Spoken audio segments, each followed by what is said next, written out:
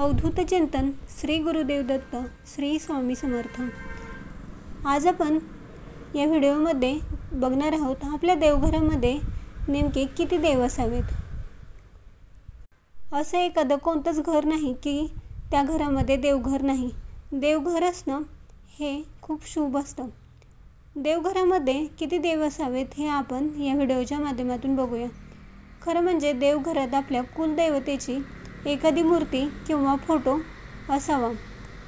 तसेच आपण ज्या देवाची उपासना करत असतो, ज्या देवाला मानत असतो, त्या देवाची एखादी मूर्ती आणि फोटो, मूर्ती नसेल तर फोटो असणे हे फार आवश्यक आहे। तसेच देवघरामध्ये गणपती, बाळकृष्ण, देवी अन्नपूर्णा ह्या देवता असायला हव्यात। देवाऱ्यातील देवांची संख्या ही जास्त असू नये, कारण आपल्याकडून फार सेवा होत नाही।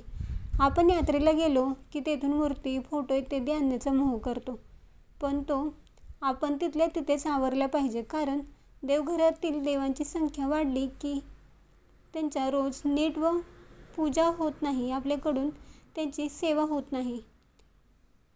जास्त देव असतील तर आपण देवपूजा करण्याचा कंटाळा करतो किंवा देवपूजा पटपट आवरतो, पटकन करतो। त्यामुळे देवघरामध्ये देव मोजकेच असावेत आणि आवश्यक तेवढेच देव असावेत।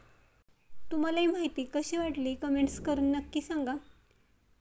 व्हिडिओ आवडला असेल तर व्हिडिओला लाईक करा, शेअर करा आणि असेच नवीन नवीन व्हिडिओ बघण्यासाठी आपल्या चॅनलला सबस्क्राईब करायला विसरू नका। धन्यवाद।